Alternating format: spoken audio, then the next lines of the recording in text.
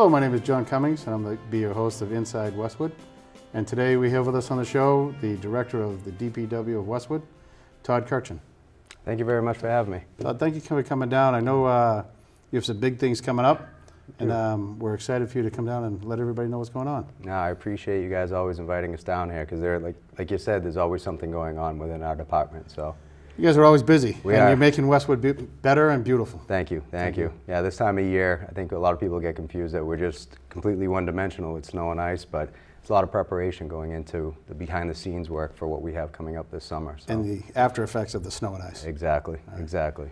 Which, so I know you have a big project coming up on the 109? We do. So right now, what's proposed going before town meeting this coming year is a road improvement bond. And I've done a few presentations before the Financial Commission and before the Board of Selectmen. The road improvement bond consists of 4 major components, one of which, as you mentioned, the Route 109 paving project. The second component is based off a crosswalk study that we completed in town.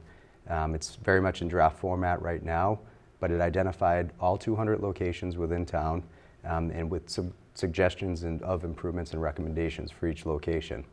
The third component of the bond itself is about $1.5 million that would be attributed towards sidewalk construction, so towards some paving enhancements throughout the community. And the last component, which I say they're all very important, this one's as important as number 1, 2, or 3.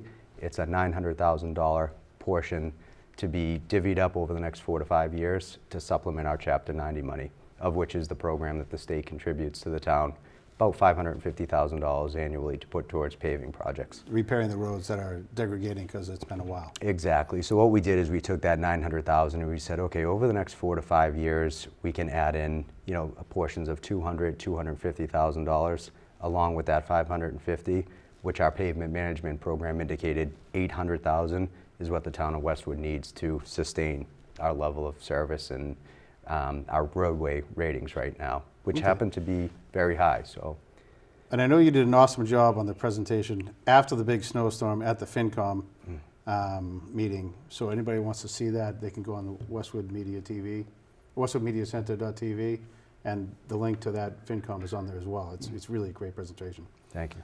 And the sidewalks that you're going to address, they're new sidewalks, but they're repairing the old sidewalks? No, in fact, that's what's great about the Financial Commission, the public hearings, is a lot of questions get vetted out, and it helps me understand what needs to be presented for the follow-up meeting. So we've had a few meetings. The initial presentation I had was very informal, just more or less a discussion. And the past 2 presentations have been focused on, as you mentioned, the PowerPoint presentation. But a common question that keeps reoccurring is are there new sidewalks? There are absolutely no new sidewalks as part of this road improvement bond. They're all existing sidewalks, existing infrastructure that we've identified a need to create a level of pedestrian safety or an increase in pedestrian safety. How do you increase pedestrian safety? Well, for example, one of the sidewalks that we're looking to address is a sidewalk along Hartford Street.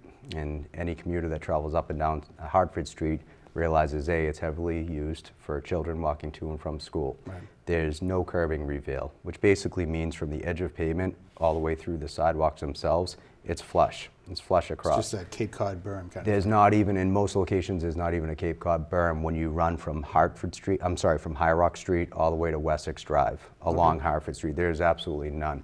So what would you put in? What we're going to look to put in is granite curbing along with concrete sidewalks. And that's the theme of our entire road improvement bond. Anywhere we're addressing improvements for sidewalks, it's all with concrete-based material, no longer hot mixed asphalt, which tends to aesthetically over time wear and tear. You create patches, you have new sections, you have old sections. Right. Concrete, yes, you'll see the new section immediately, but over the course of a winter, it all fades in and stays consistent. And if you're going to replace one section, you're simply replacing that one section where there's true seams identified, where you're not just creating a jagged seam or anything. Is there any research that says that curbing is more safe for pedestrians? Sure. We've done a couple of traffic calming studies throughout the community, and that's one of the major features that you can incorporate as part of a traffic calming feature is granite curbing. It's been proven to slow down traffic alongside, obviously creating a buffer for foot traffic. People don't want to run into the curb. Exactly, exactly. Not that they're texting or anything when they're driving. No, then no one does that. And then I think the catalyst for this program is something going on with the water system? Sure. So we obviously, when we identify, so to backwards a little bit, we have a pavement management program that we're constantly going over. Every 3 years, we actually refresh the whole system to give us an accurate depiction of where our roadway infrastructure is. So with that program, it identifies potentially what our projects are over a course of a 3 to 4 to 5 year span. So we get that message out to all of our utility companies. In doing so, we obviously have good communication with the Dedham Water District. Yep. We met with them about 2 years ago. They identified a need to enhance some of their infrastructure within the limits of our proposed work 2 years later, i.e. being this coming construction season. So they are doing some work with some water mains along Route 109, not the entire stretch by any means, but specifically from Pond Street all the way up to Pheasant Hill. And then a couple of small gaps off of Pond Street and a little bit off of Pond Plain, the immediate Pond Plain area off of Route 109. So in talking with them, it kind of helped us put together our plan and our program for what we would like to do along Route 109 as part of this road improvement bond. So they're going to be ripping up the road anyway. They It's are. a question as to whether you're patching and filling or making it correct when it's done. Exactly. So the High Street component of this bond consists of $2 million. Again, the total ask is $4.9 million. $2 million of that is to address High Street. What the $2 million includes is all of the paving from Manhattan Street all the way up to the town line, along with all new sidewalk enhancements from those limits as well. So the sections that don't have granite curbing will have granite curbing. The sections that are all asphalt will have concrete sidewalks. Now, the sections, most are not, that don't have the ADA compliance, will have ADA compliance. So handicap accessible curves on the Absolutely, corner. That'll- definitely. So when talking with the district and coordinating with them, a lot of their work is within the roadway lanes themselves. So our plan would be, hopefully, if the money is approved, to go along. We'll kind of piggyback their project a little bit. They'll be out in the roadway doing their main work. We can address the sidewalk infrastructure this coming construction season. Allow for their work, which you need to do to settle throughout the course of the end of the summer. Just because the ground has to fall. settle down and Exactly. fill in the voids. Exactly. So it will be roughly patched, but allow that settlement to properly take place over the course of the ensuing 6 to 7 months. We come in essentially a year from this coming April, and then we mill, scarify, but in technical terms it's called mill, and overlay the entire stretch from where we were going to do from Manhattan Street Right. all the way up to I Bubbling saw Brook. that presentation. It was really well done. Great, thank you. And so the upkeep of the sidewalk or the increase of the sidewalk to where it should be would have to be done, and that would be disruptive of the traffic. And so in order to save everybody going back and forth on 109 when they disrupt traffic from the ripping up the road, you're going to piggyback that at the same time. Exactly. I get you. So we're riding the wave a little bit of the Dedham Water District, and like you said, rather than say, okay, we'll let the Dedham Water District do all their work this year, have a level of disruption, and then next year, Public Works comes in and rips up all the sidewalks along with milling and overlaying all of 109. It's kind of, I feel as though less disruption, do it in phases, sidewalk phases, part one, and then come in and mill and pave the thing next year as part two.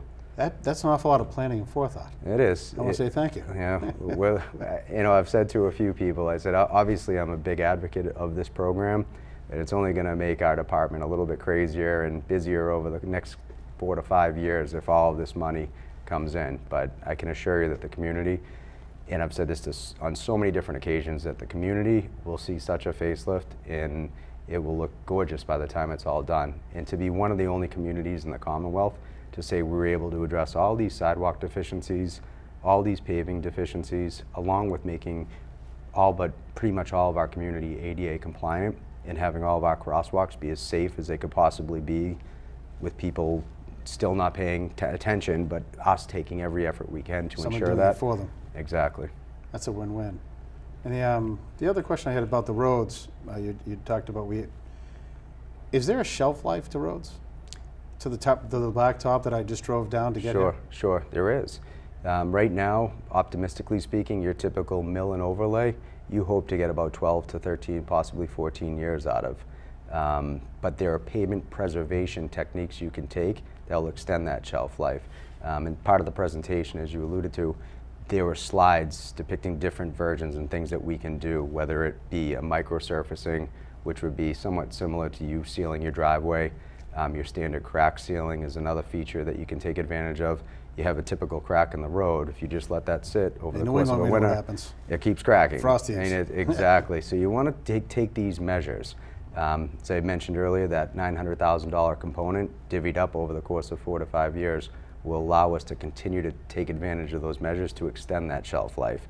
Otherwise, you're going back, and you never want to put yourself in a position where you have to do a full depth reclamation, which is basically pulverizing an existing road because you've lost it from the ground up. Because you have to redo everything over. I noticed in the presentation at the FinCom that there was a considerable savings by doing it the way you're suggesting, instead of just patching and filling to the point where it's can't be saved anymore when you have to do the full. How much? What was the savings? The savings is almost 40%. So you can get into circumstances where you pay for your standard mill and overlay anywhere between $15 or $16 a square yard. You might, in some instances, double that if you get into a full depth reclamation. Okay. So you don't want to get there. And so a timely fix is $40 a square foot? Well, a timely fix is less than that. Square yard, you'd probably be $14, $15 a square yard, depending upon the technique, depending upon the measure. You could do measures at a $4 a square yard as a preventative measure that will extend the shelf life of a road. Versus a full road being replaced. You get into a full depth reclamation, you've lost the road, and you as a DPW director typically have failed to do your job from a pavement management standpoint. You've lost a road, you've neglected that. That said, if funding isn't available and you don't have opportunities to supplement your Chapter 90, then the community is not doing their job in assisting in the monies that you need. So we can do our job and present as we have been, but we also need the community to understand that we need this money now to be able to continue to keep our ratings up to where they are and not put us in a position for a reclamation. All right, so putting it in a non-financial way is you're asking the town to assist you, to let you do the job that we've asked you to do correctly. Yep, and we're presenting the facts of what the community needs from an infrastructural standpoint. Oh, well, thank you very much. I know that if anybody has any questions, they can go to the FinCom meeting on the 25th. And do you have any information on the webpage if they want to? Sure, there's a ton of information on the webpage. We also have our annual summer paving projects, which primarily this year focus along Washington Street, from the Croft Regis neighborhood all the way up to Fairview. So any information, if people for some reason have a hard time finding it on the internet, they could always contact our office directly. But pretty much everything is there. Everything is out there, construction-wise, scheduling, programs we're going for, grant opportunities we're trying to access, and current designs that are in the works from the department. So, well, I want to thank you for keeping Westwood as great as it is and doing it even when people don't want you to. Thank you. Thank you very much. Appreciate it. Thank you for coming down. Got it.